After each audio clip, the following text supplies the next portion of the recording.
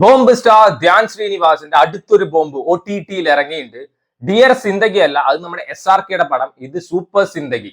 So ഇങ്ങേർക്ക് പിന്നെ പാരഡികളോടാണല്ലോ താല്പര്യം. ജയിലറിന് clash വെച്ച് ജയിലർ എന്ന വേറൊരു അപരാധം, തഗ് ലൈഫ് എന്ന അപരാധത്തിന് തഗ് പറഞ്ഞ ഒരു അപരാധം. ഇപ്പൊ വന്നിട്ട് ഡിയർ സിന്ദഗിക്ക് പകരം സൂപ്പർ സിന്ദഗി.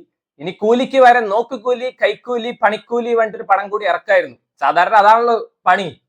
വാറിന് പകരം പുളിവാറൽ, അതേപോലെ തന്നെ ചെരുപ്പിന്റെ വാറ്, അങ്ങനത്തെ ഒരു പടം കൂടി ഇറക്കി വിടായിരുന്നു.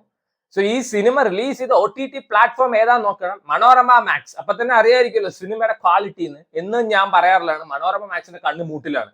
ഇവർക്ക് ബോംബുകളോടാണ് ഏറ്റവും താല്പര്യം തോന്നുന്നു. ആൻഡ് ദിസ് ടൈം ഒരു പൊട്ടാത്ത ബോംബാണ് അവർ എടുത്തതെന്ന് വേണമെങ്കിൽ പറയാം. നനഞ്ഞ പടക്കം എന്നൊക്കെ പറയാം.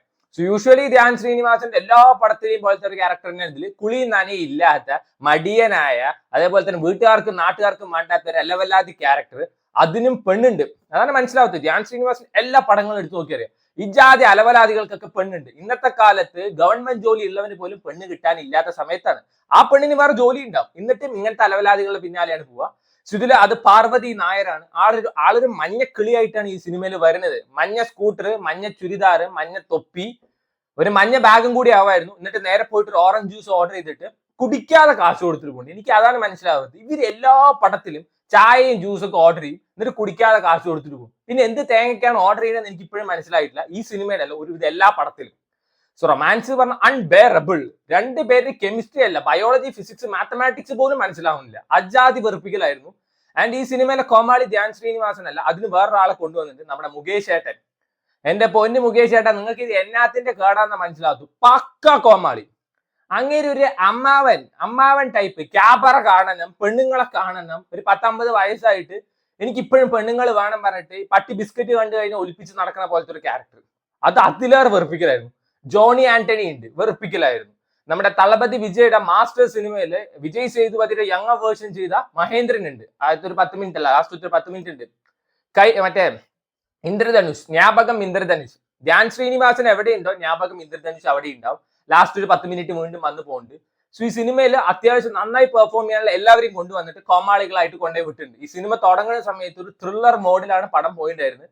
ഞാൻ വെച്ചു ധ്യാൻ ശ്രീനിവാസന്റെ ത്രില്ലർ ആയിരിക്കും പറഞ്ഞിട്ട്. അവസാനം 2 മണിക്കൂർ 10 മിനിറ്റിന്റെ അവസാന 10 മിനിറ്റ് ആണ് പടം ത്രില്ലർ മോഡിലോട്ട് പോകുന്നത്. ബാക്കിയൊക്കെ നാടകം നാടകം. ശരിക്കും ധ്യാൻ ശ്രീനിവാസിന്റെ പടം ശരിക്കും കോമാളി പടമായിരിക്കും. അതായത് ഒരു മലം കൾട്ട് മോഡിലൊക്കെ കാണാൻ പറ്റുന്നത്. ഇത് ശരിക്കും ഉറക്കാൻ വേണ്ടിയിട്ടുള്ള ഒരു സാധനം. സോ എനിക്ക് ഇനി പറയാനുള്ള, ഡോക്ടേഴ്സ് സ്ലീപ്പിംഗ് പിൽസിന് പകരം ഈ പടം റെക്കമെൻഡ് ചെയ്യണം എന്നാണ്. 3 ദിവസം എടുത്തത് കണ്ടു തീരാൻ. 2 മണിക്കൂർ 10 മിനിറ്റ് ഒച്ച ഇതിൽ സ്പീഡിൽ അഴിയും. കുറെ കണ്ടു കഴിഞ്ഞിട്ട് നോക്കുമ്പോൾ പോലും അരമണിക്കൂർ ആയിട്ടേ ഉള്ളൂ. വൻ വെറുപ്പിക്കുന്ന പടം. പടമേ വെറുപ്പിക്കില്ല. അതിന്റെ ഇടയിൽ ഇടയ്ക്കിടയ്ക്ക് വിളിച്ചിട്ട് നീ എവിടെയാണ് ചോദിച്ചിട്ട് ഒരു കാമുകി വേറെ. സോ ആകെ ഈ സിനിമയിൽ പോസിറ്റീവ് 2 കാര്യങ്ങളൊന്നും. മുകേഷ് ഏട്ടന്റെ താറും, 2 സുരേഷ് കൃഷ്ണൻ ടുവേർഡ്സ് ലാസ്റ്റ് ഒരു 10 മിനിറ്റ് വരുന്നുണ്ട്. അങ്ങേര് നൈസായിരുന്നു കേട്ടോ. അങ്ങേര് കൊടുത്ത പടി നല്ല വൃത്തിക്കുണ്ട്, കൺവിൻസ് ചെയ്തിട്ട് പോയിട്ടുണ്ട് അങ്ങേര്. ബാക്കിയൊക്കെ ഒരു കോമാളിക്കൂട്ടത്തിന്റെ കോമാളിത്തരം എന്ന് വേണമെങ്കിൽ പറയാം. എനിക്ക് ഒട്ടും വർക്കാവാത്ത സിനിമ. ധ്യാൻ ശ്രീനിവാസന്റെ സിനിമകൾ ഇഷ്ടമുള്ളവർ കണ്ടു നോക്കുക. മനോരമ മാക്സിൽ അവൈലബിൾ ആണ്. വലിയ പ്രതീക്ഷയും കാര്യങ്ങളൊന്നും ഇല്ലാതെ പോവുക. അല്ലെങ്കിൽ ഉറക്കമില്ലാത്തവർ കാണുക. നന്നായി ഉറങ്ങാൻ പറ്റും.